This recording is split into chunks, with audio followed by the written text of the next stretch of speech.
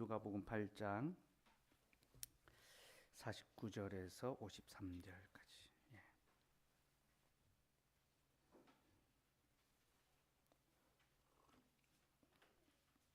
예, 49절에서 56절까지 같이 읽읍시다. 끝까지. 예, 같이 읽겠습니다. 시작. 아직 말씀하실 때에 회당장의 집에서 사람이 와서 말하되 당신의 딸이 죽었나이다. 선생님을 더 괴롭게 하지 마소서 하거늘 예수께서 들으시고 이르시되 두려워하지 말고 믿기만 하라. 그리하면 딸이 구원을 얻으리라 하시고 그 집에 이르러 베드로와 요한과 야고보와 아이의 부모 외에는 함께 들어가기를 허락하지 아니하시니라. 모든 사람이 아이를 위하여 울며 통곡하며 예수께서 이르시되 울지 말라. 죽은 것이 아니라 잔다 하시니 그들이 그 죽은 것을 아는 고로 비웃더라. 예수께서 아이의 손을 잡고 불러 이르시되 아이여 일어나라 하시니 그 영이 돌아와 아이가 곧 일어나거늘 예수께서 먹을 것을 주라 명하시니 그 부모가 놀라는지라. 예수께서 경고하사 이 일을 아무에게도 말하지 말라 하시니라. 아멘. 예, 지난 주일 두 여인을 고치신 예수님의 그 표적이 우리에게 무엇을 보여주는지를 또 설교했습니다. 이 두 여인은 이스라엘의 상태를 보여주는 그런 어떤 역할을 하고 있습니다. 그래서 잉태하지 못하는 이스라엘 부정하여서 예수님께서 그 여인을 깨끗게 하시고 또 그로 잉태하게 하신 은혜를 베풀으시고 여자로서의 삶을 시작해야 되는 12살 먹은 소녀가 죽었을 때에 예수님이 그를 살려주심으로 또 그가 또 여성으로의 삶을 살아갈 수 있게 해 주셨습니다. 그래서 두 표적을 통하여 하나님의 언약 백성을 고치시고 또 언약 백성을 계속 낳는 교회를 또 새롭게 세우신다. 이제 그 말씀을 나눴는데요. 오늘 이 본문 앞에 있는 예수님이 바람과 바다를 잠잠케 하시고 또 귀신 들린 자를 고치신 사건을 통해서 새로운 창조와 새로운 출애굽에 대해서 제가 설교하겠다 예고했는데 준비하다 보니까 분량이 너무 이제 많아지더라고요. 그래서 오늘 수요일 추운데 여러분 추위를 뚫고 기도의 자리까지 왔는데 설교가 길어지면 여러분들도 피곤하게 돌아갈까 조금 빨리 또 감사한 마음으로 돌려보내면 좋겠다 싶어서 주일의 말씀을 다시 한번 좀 살펴보면서 주일엔 좀 거시적인 하나님 나라가 어떻게 회복되고 또 세워져 가는가를 말씀을 드렸다면 오늘은 조금 미시적인 개인적인 측면에서 우리가 이 말씀을 어떻게 적용하고 또 받아들여야 되는가 그 부분을 좀 나누려고 합니다. 예수님이 혈루증을 앓았던 여인을 고치시고 또 그와 이제 또 대화하시는 사이에 회당장의 딸이 죽었다는 소식이 이제 전해졌습니다. 49절 말씀 같이 한번 읽을까요? 예, 시작. 아직 말씀하실 때에 회당장의 집에서 사람이 와서 말하되 당신의 딸이 죽었나이다. 선생님을 더 괴롭게 하지 마소서 하거늘. 회당장의 집에서 사람이 와서 이제 그 딸이 죽었다라는 소식을 전한 거죠. 그러면서 선생님을 더 괴롭게 하지 마소서 그렇게 이야기합니다. 여러분 회당장의 딸이 죽었는데 왜 선생님을 더 괴롭게 하지 말라고 이야기할까요? 예. 아버지가 고통스럽고 아버지가 슬프잖아요. 근데 선생님을 더 괴롭게 하지 마소서. 왜 이런 말을 할까요? 여기서 괴롭게 한다라는 말은요, 누군가를 수고스럽게 한다. 근데 고통스럽게 한다. 그러니까 누군가에게 어떤 수고스러움과 고통의 짐을 지어주는 것을 가리킵니다. 선생님에게 이 수고, 이 고통의 짐을 지우지 마소서. 왜? 그러니까 누군가가 감당하지 못할 짐을 지우는 거예요. 예. 내가 감당하지 못할 짐. 예. 요즘 우리 성규 형제의 이 많은 업무가 이슈가 좀 되고 있습니다. 시청에서 일을 많이 한대요. 그래서 포항시 일은 혼자 다 하는 것 같다는 제보들이 막 들어오고 있고 야근을 일상화해가지고 근무하고 있다 하더라고요. 내가 감당하지 못할 짐을 누군가 내게 지울 때 고통스럽게 하고 수고스럽게 하는 괴롭게 하는 그런 일이 되는 거죠. 그러니까 선생님을 더 괴롭게 하지 마소서. 이 말의 의미가 뭡니까? 이 아이가 죽었으니까 예수님도 이 아이를 어떻게 할 수 없다는 거죠. 아니 예수님이 어떻게 죽은 아이를 살릴 수 있냐. 그러니까 선생님을 시험하지 마라. 괴롭게 하지 마라. 예수님도 이 일은 할 수가 없다. 그런 말입니다. 곧 불신의 말이죠. 예수님을 믿지 않고 예수도 이 일을 할 수 없다. 죽음의 문제는 예수님도 어쩔 수 없다는 것이 그 사람들의 판단이었습니다. 맞습니다. 죽음의 문제는 사람이 결코 해결할 수가 없습니다. 어떤 인생도 살아 있을 때의 문제는 해결할 수 있지만요, 죽은 다음에는 해결할 수가 없습니다. 그렇죠? 죽고 난 다음에 어떻게 해결합니까? 그래서 어떤 뭐 형사 사건이든 뭐 모든 어떤 이 재판 사건이 죽으면 어떻게 됩니까? 종결입니다. 공소시효가 없어져 버립니다. 그죠? 예. 사라져 버립니다. 죽으면 그 문제를 풀 수도 묶을 수도 없게 되는 거죠. 그죠? 그럼 여러분, 왜 죽음의 문제는 사람이 해결할 수 없습니까? 사람이 모든 문제를 해결할 수 있는데 왜 죽음의 문제는 해결할 수 없습니까? 이 죽음의 문제는요, 하나님께서 범죄한 자들에게 주신 벌이기 때문이죠. 하나님께서 묶으신 겁니다. 하늘에서 이것을 묶었으니까 땅에서 풀 수가 없는 거예요. 하나님이 굽게 하신 것을 누가 바르게 할 수 있습니까? 그죠? 우리 하나님이 하늘에서 우리의 죄에 대한 벌로서 죽음을 묶어버리셨습니다. 봉인하셨습니다. 하나님이 봉인한 것을 누가 뗄 수 있습니까? 아무도 뗄 수 없는 거죠. 그래서 인생 중에는 죽음의 문제를 해결할 수가 없습니다. 아무도. 하지만 예수님은 그렇지 않으시죠. 복음서 계속해서 예수님을 증거하는 그 내용이 뭡니까? 예수님을 어떤 분으로 소개합니까? 그가 천지의 창조주라는 것입니다. 저가 니기의 바람과 바다도 순종하는 거. 여러분, 유대인들에게서 바람과 바다를 다스리는 분은 오직 여호와 하나님 한 분밖에 없습니다. 그러니까 예수님께서 바람과 바다를 잠잠케 하신 것은 곧 이가 니기의 바람과 바다도 순종하는 거. 여호와 하나님 외에는 바람과 바다를 순종케 하실 분이 없는데 저가 누구신고? 저가 하나님이신가? 그런 말이 담겨 있습니다. 그게 바로 앞에 사건이라 했죠.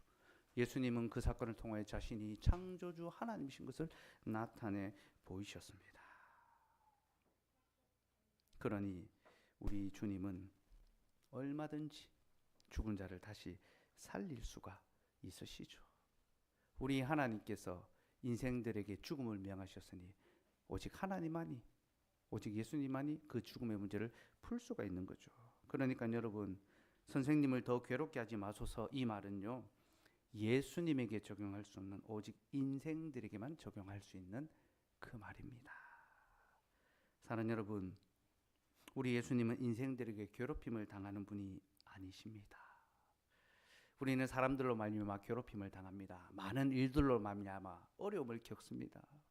우리는 우리 가까이 있는 이들로 말미암아 괴롭힘을 당합니다. 남편과 아내, 부모와 자녀 그 사이에도 많은 괴로움과 어려움을 겪으며 살아갑니다. 우리는 그렇게 괴로움을 주고 또 괴로움을 받으며 살아가지만 우리 주님은 우리에게 괴롭힘을 당하는 분이 아니십니다.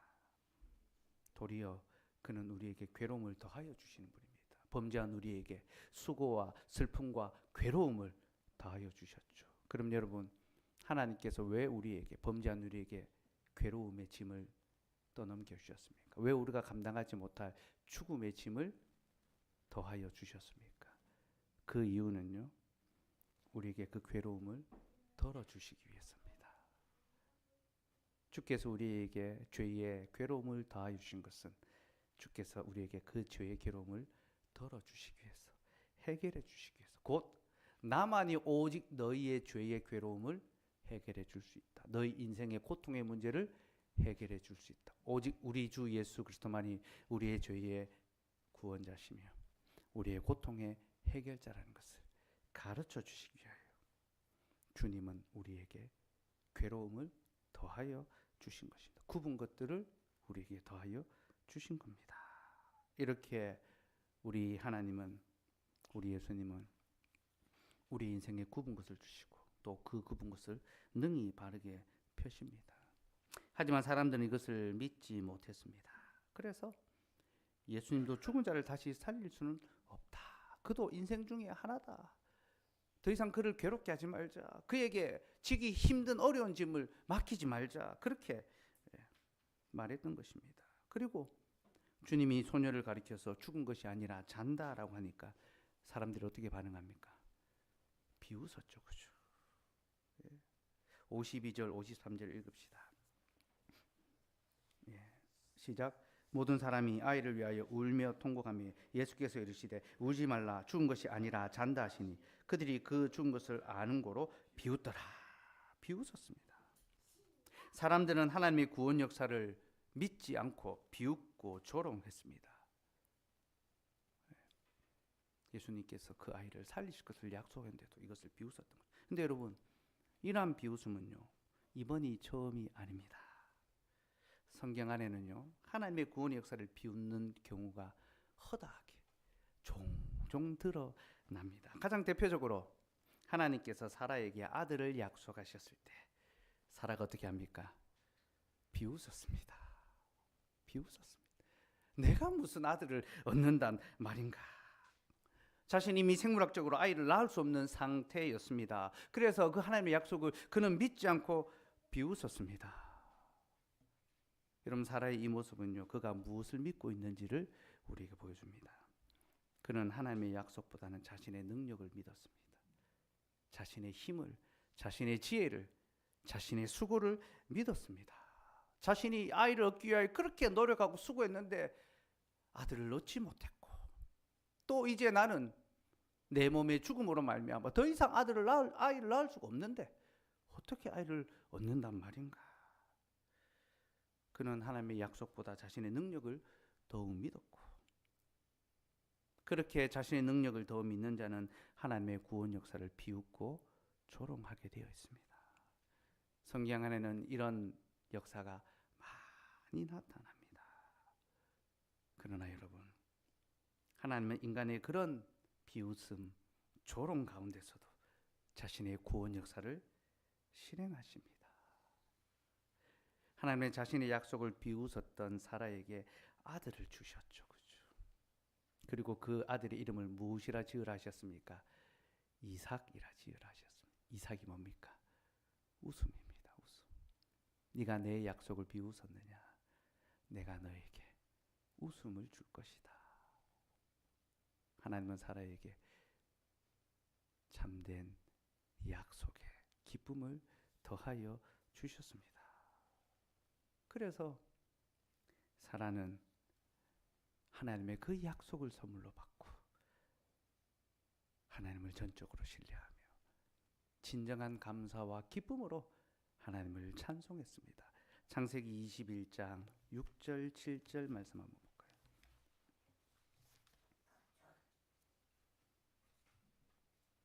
창세기 21장 6절 7절 같이 읽읍시다. 시작. 사라가 이르되 하나님이 나를 웃게 하시니 듣는 자가 다 나와 함께 웃으리로다. 또 이르되 사라가 자식들을 젖먹이겠다고 누가 아브라함에게 말하였으리로마는 아브라함의 노경에 내가 아들을 낳았도다 하니라. 사라가 하나님이 나를 웃게 하셨다. 사라는 하나님의 약속을 비웃었고 부정하고 조롱했는데 하나님의 인간의 그 불순종에도 그 불신앙에도 불구하고 자신의 약속을 이루시고 그에게 구원의 은혜를 다하여 주셨습니다. 그래서 구원은 선물입니다. 믿음은 선물입니다. 하나님의 그 구원의 은혜를 그가 경험하고 나니까 나는 하나님의 약속을 비웃었는데 하나님은 나에게 정말로 웃음을 주셨구나. 감사와 감격으로 하나님을 찬송하며 기뻐하며 하나님을 믿는 삶으로 굳게 나아갔던 거죠. 여러분, 이것이 바로 하나님의 구원 역사입니다. 우리는 하나님의 약속을 믿지 못하고 비웃고 조롱하는 자들이었지만 우리 하나님은 우리의 비웃음에도 우리를 향한 구원의 역사를 실행하시고 우리에게 진정한 구원의 기쁨을 더하여 주십니다. 예수님께서 십자가에 달리셨을 때도 사람들이 어떻게 했습니까? 조롱했습니다. 네가 하나님의 아들이거든 십자가에서 내려와 보라라고 조롱하며 비웃고 제가 자신도 구원하지 못하면서 어찌 우리를 구원하리요? 그렇게 비웃었습니다. 하지만 예수님은 인간들의 그 조롱 가운데도 묵묵히 그들을 향한 구원 역사를 실행하셨습니다. 그리고 바로 자신을 조롱했던 그들을 은혜로 구원해 주셨습니다. 사도행전 2장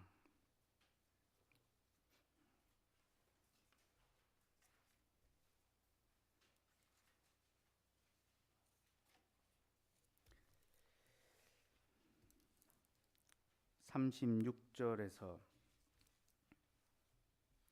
38절 말씀. 36절 38절 읽읍시다. 시작. 그런즉 이스라엘 온 집은 확실히 알지니 너희가 십자가에 못 박은 이 예수를 하나님이 주와 그리스도가 되게 하셨느니라 하니라. 그들이 이 말을 듣고 마음에 찔려 베드로와 다른 사도들에게 물어 이르되 형제들아 우리가 어찌할꼬 하거늘. 베드로가 이르되 너희가 회개하여 각각 예수 그리스도의 이름으로 세례를 받고 죄 사함을 받으라. 그리하면 성령의 선물을 받으리니. 베드로가 너희가 십자가에 못 박은 조롱하에 못 박은 이 예수가 주와 그리스도시다. 우리의 구원자시다. 메시아다. 선포했습니다. 이 말을 들은 자들이 마음에 찔렸습니다. 십자가의 예수를 조롱하고 또 멸시했던, 십자가에 못 박았던 자신들의 죄를 돌아보고 하나님의 약속을 비웃었던 자신들의 그 비참한 죄를 돌아보고 마음에 찔렸습니다. 우리가 어찌할꼬. 베드로가 너희가 회개하여 예수 그리스도의 이름으로 세례를 받고 죄 사함을 얻으라. 예수 그리스도께서는 바로 자신들을 조롱하고 비웃었던 그들을 향하여 구원의 사역을 베푸셨고 그 구원의 은혜를 나누어 주셨습니다. 이것이 하나님의 구원 역사입니다. 이 약속의 말씀을 받은 자들이 세례를 받고 하나님의 구원의 백성이 되었습니다. 그리고 그날에 세례받은 신도의 숫자가 3,000명이나 더하였습니다. 여러분, 세례는 하나님의 자녀가 태어나는 것이죠. 하나님께서는 세례를 통하여 자신의 자녀를 낳으십니다. 그런데 이 세례는 교회의 사명입니다. 하나님이 교회로 하여금 세례를 베풀게 하셨습니다. 곧 교회가 하나님의 자녀를 낳는 사명을 부여받은 것입니다. 여러분, 이것이 교회가 언약의 자녀를 낳는 그런 방법입니다. 하나님의 구원의 복음을 전파하고 그 복음을 믿고 받아들여 진정으로 회개하는 자들에게 하나님의 구원의 은혜를 베풀고 세례를 행함으로 하나님의 자녀가 태어나게 하고 또 태어난 자녀를 계속 길러가는 것, 이것이 바로 그리스도의 교회가 감당하는 복음의 사역입니다. 예수 그리스도께서는 십자가의 복음으로 하나님의 자녀를 낳으셨습니다. 그리고 지금도 교회를 통하여 계속해서 구원의 자녀를 낳고 계십니다. 우리는 매주일 이 십자가의 복음을 듣고 있습니다. 이는 곧 하나님께서 교회를 통하여 지금도 우리를 그 자녀로 낳으시고 길러가고 계시다는 것을 보여주고 있는 사실입니다. 그러니 우리는 매주일 교회로 모여 하나님의 말씀을 듣고 배우며 또한 배운 그대로 믿어야 합니다. 전에는 하나님의 약속을 조롱하고 비웃었지만 이제는 비웃는 것이 아니라 웃음으로 기뻐하며 찬송해야 합니다. 하나님, 나의 부정함을 깨끗게 해주시고 나의 죽은 영혼을 다시 살려주셔서 감사합니다. 이제 내가 하나님의 자녀로 태어났으니 하나님의 자녀로 살아갈 수 있게 하여 주시옵소서. 하나님을 예배하며 감사하며 찬송하며 주의 법도를 따라 살아가는 하나님의 자녀가 되어야 합니다. 이것이 주의 집에서 주의 자녀로 살아가는 우리의 사명입니다. 여러분은 매주일마다 복음의 말씀을 들으시면서 하나님을 어떤 하나님으로 믿고 계십니까? 여러분들에게 하나님은 어떤 분이십니까?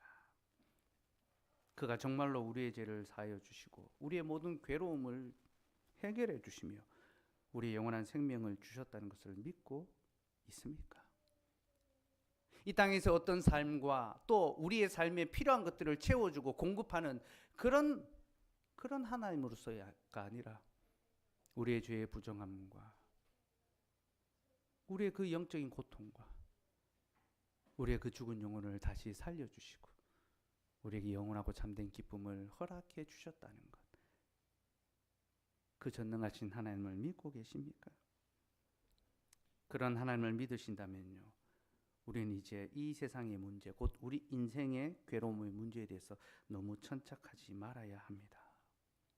곧 먹고 사는 문제에 너무 골몰하며 이 세상의 일들로 말미암아 너무 마음 상하지 않고 너무 괴로워하지 않고 너무 고통스러워하지 않아야 합니다. 여러분, 우리는 살아가면서 괴로움의 문제를 당합니다. 어려움의 문제를 만납니다. 아픔을 겪기도 하고 질병에 빠지기도 하고 실패에 넘겨지기도 하고 속임을 당하기도 하고 큰 손해를 보기도 합니다. 그러나 여러분, 우리는 그런 문제에 너무 오래 걸려 넘어 있어서는 안 됩니다. 너무 우리를 고통스럽게 하는 그 문제에 너무 깊이 빠져들어서는 안 됩니다.